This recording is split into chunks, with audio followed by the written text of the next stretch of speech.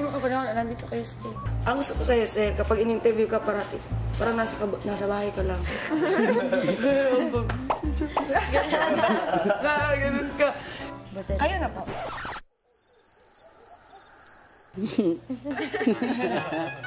Si Daniel sinimulang kilalanin ng mga housemates.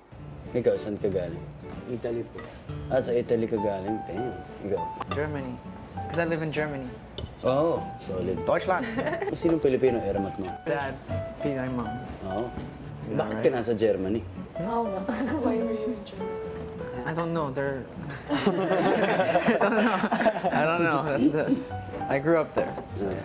Pero si Maymay hindi pa rin makapaniwala sa mga kasalo niya sa pagkain.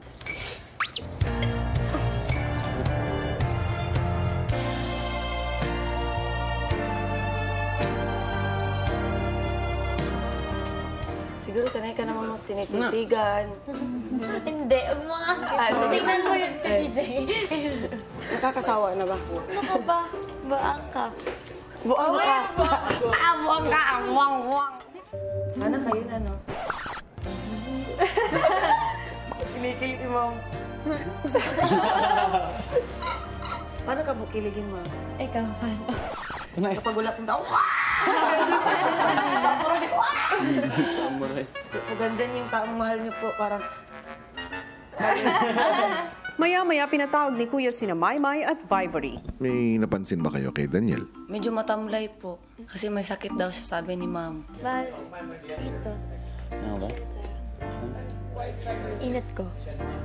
It's okay. Yeah, I told them that we're gonna drink your medicine. Paglabas ka na. Nakikita niyo yung gamot dyan? Opo. Kailangan niyang inumin ni Daniel. Okay po. Sa storage room, mayroon akong nilagay na pagkain doon. Maaari niyong ibigay kay Daniel yun. Ay, sir, hindi ka daw makainom ng gamot po hanggat hindi ka kumakain. Opo. Pagkain. Ito po, ma'am, yun. Ito, papatingin ko naman sa Ayan, inyo. share mo. Ay, di sa inyo po yan. Hindi. Iyaan niyo ako. Pwede akong kumain anytime. Kumain na rin ako kanina bago ako umalis. So, Go. Share sa lahat. hati-hatian nyo. Here. Guys. Kami niyo po, sir. Beef salpikaw. simulan mo na, May. Welcome food. Eat it. At pinaghati-hatian na nila ang pagkain ni Daniel.